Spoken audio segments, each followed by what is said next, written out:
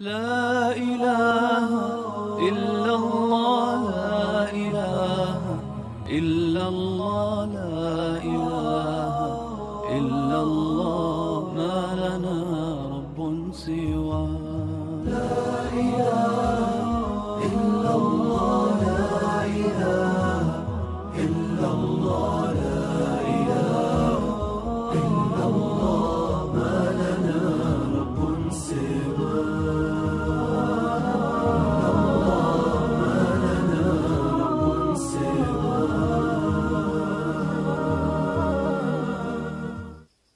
السلام علیکم ورحمۃ اللہ وبرکاتہ۔ آج ہم جس حدیث کا مطالعہ کریں گے اس کا عنوان ہے حیا کا جامع تصور۔ اللہم صلی علی محمد وعلی آل محمد کما صلیت علی ابراہیم وعلی آل ابراہیم انک حمید مجید۔ اللہم بارک علی محمد وعلی آل محمد کما بارکت علی ابراہیم وعلی آل ابراہیم انک حمید مجید۔ عن ابن مسعود رضی اللہ تعالی عنہ قال قال رسول اللہ صلی اللہ علیہ وسلم استحیوا من اللہ حق الحیا۔ قلنا انا نستحیی من اللہ یا رسول اللہ والحمد للہ۔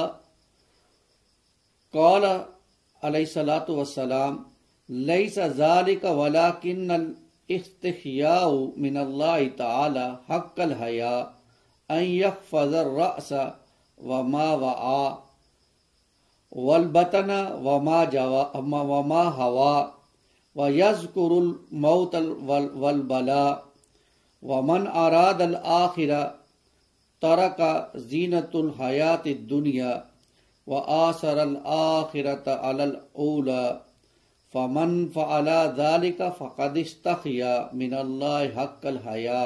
رواہ الترمذی۔ رب اشرح لی صدری ویسر امری واحلل عقدۃ من لسانی یفقہوا قولی واجعل لی وزیرا من اہلی آمین یا رب العالمین۔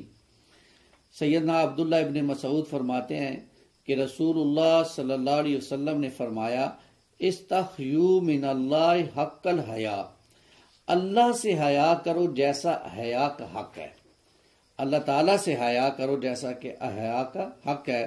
قلنا ہم نے عرض کی انا نستحیی من اللہ یا رسول اللہ صلی اللہ علیہ وسلم، کہ ہم اللہ تعالیٰ سے حیا کرتے ہیں اللہ کے رسول صلی اللہ علیہ وسلم، والحمد للہ، اور اس پر اللہ کا شکر ہے۔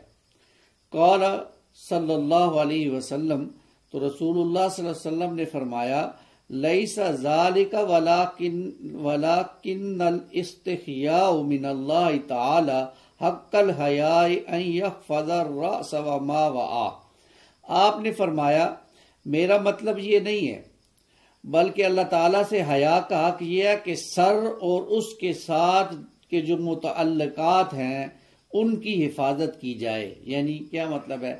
آنکھ کی حفاظت کی جائے، کان کی حفاظت کی جائے، زبان کا حیا یہ ہے کہ زبان کی حفاظت کی جائے، ان چیزوں کی حفاظت کی جائے۔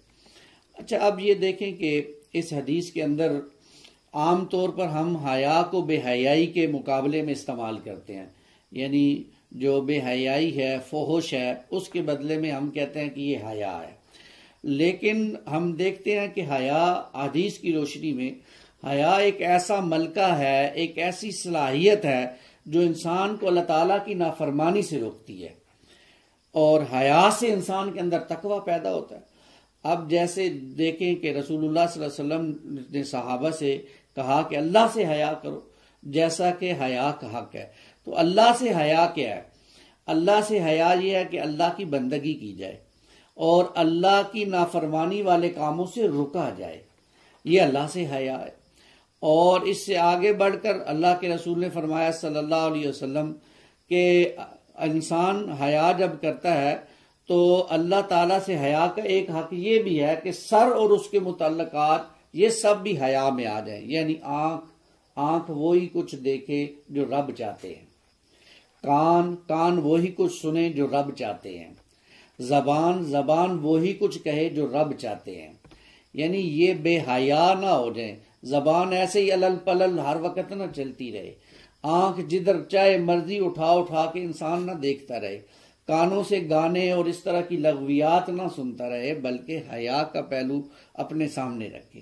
اب دیکھیے یہ حیا کا وہ جامع تصور ہے جو ہماری نظروں کے سامنے عمومی طور پر نہیں ہوتا، تو اس حیا کے تصور کو اپنانے کی ضرورت ہے۔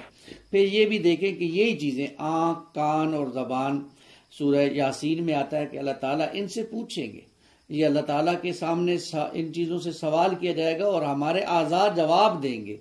اس وقت انسان کی زبان بھی بند کر دی جائے گی، زبان سے نہیں بولے گا، پھر اس کے ہاتھ بولیں گے، اس کے پاؤں بولیں گے کہ یہ کہاں، ان ہاتھوں سے اس نے کیا کیا، ان پاؤں سے کہاں کہاں چل کے گیا، سب اللہ کے حضور جو ہے وہ پیش ہو جائے گا۔ تو ہمیں ان چیزوں کی حفاظت کرنی ہے، ان کو جو ہے حیا میں لانا ہے۔ والبطن وما ہوا، اور پیٹ اور اس کے تقاضے، یعنی عقل حلال اور شہوت پر کنٹرول، یہ بھی حیا کا حصہ ہے۔ یعنی ایک بے حیا انسان ہوگا جو وہ حرام میں منہ مارے گا، وہ رشوتیں لے گا، وہ ڈنڈیاں مارے گا، وہ ملاوٹ کرے گا، وہ دھوکہ دے گا، وہ جناب فریب کرے گا، جبکہ جو حیا والا انسان ہوگا وہ اپنی عقل حلال کو، رزق حلال کو جو ہے وہ کمانے کی کوشش کرے گا۔ اس لیے اگر کوئی نیک انسان، ایسا انسان جو صرف روزی حلال کی کماتا ہے اور اس سے اپنے بچوں کا پیٹ پالتا ہے اور اپنا پیٹ پالتا ہے، تو یہ بہت بڑی نیکی کا کام ہے جو وہ کر رہا ہے۔ اور شہوت پر کنٹرول، یعنی اپنے جو شہوت کا جذبہ اللہ نے اس کو دیا ہے اس کو اپنی جو ہے وہ کنٹرول میں رکھتا ہے، اور جو جائز اللہ تعالیٰ نے راستہ بتایا ہے، یعنی اپنی بیویاں، ان کے ساتھ جو ہے وہ اس جذبے کو پورا کرتا ہے، تو یہ اس کی حیا ہے۔ اللہ تعالیٰ ہمیں پیٹ کی اور شہوت کی جو حیا نصیب فرمائے۔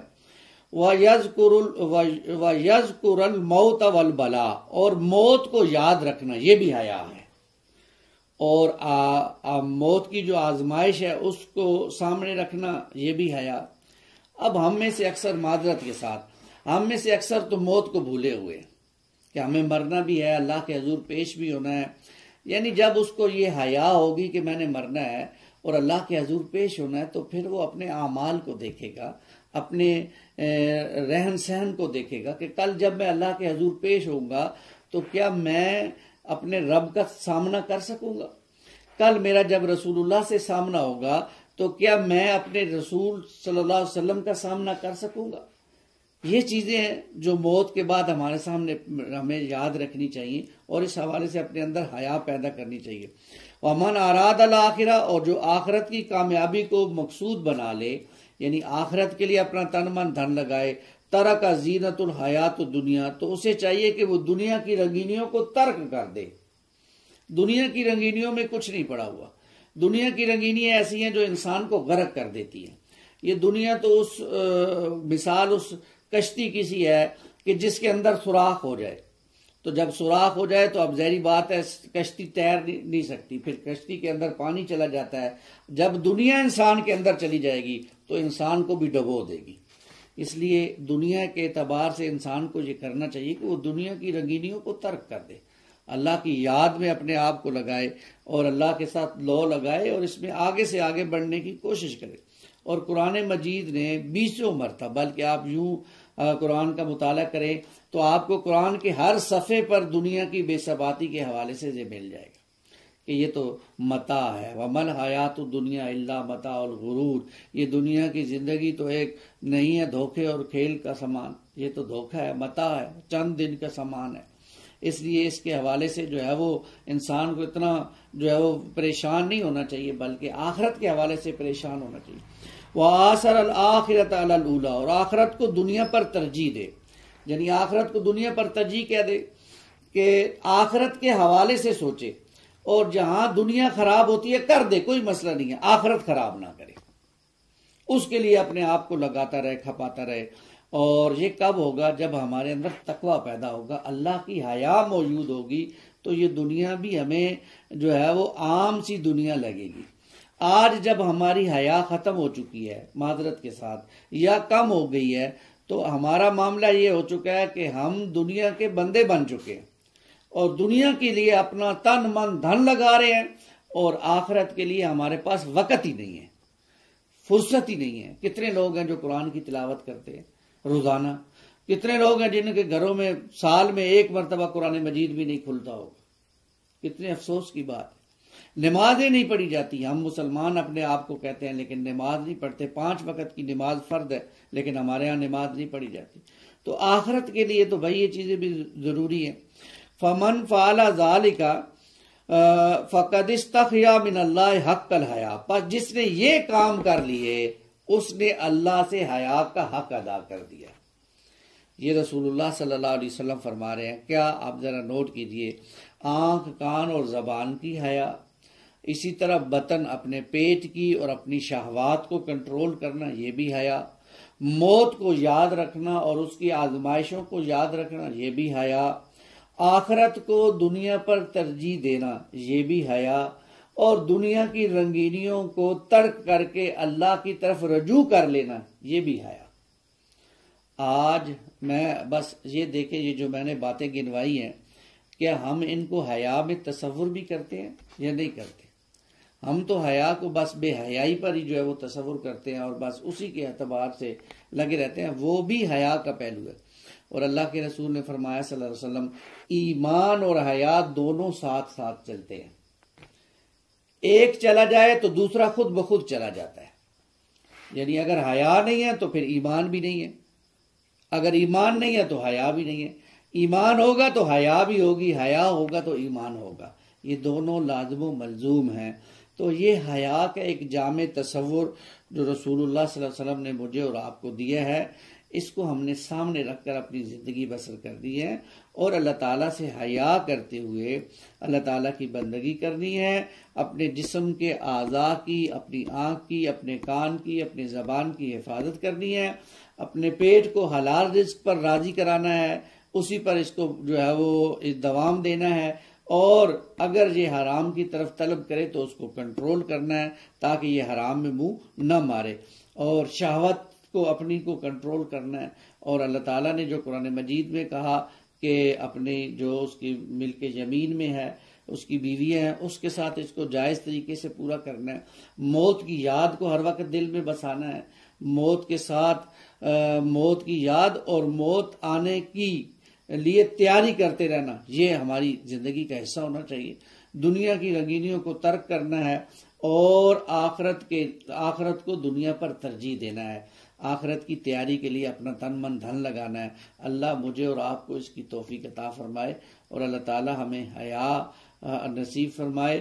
رسول اللہ صلی اللہ علیہ وسلم نے فرمایا، پس جس نے یہ کام کر لیے اس نے اللہ سے حیا کا حق ادا کر دیا۔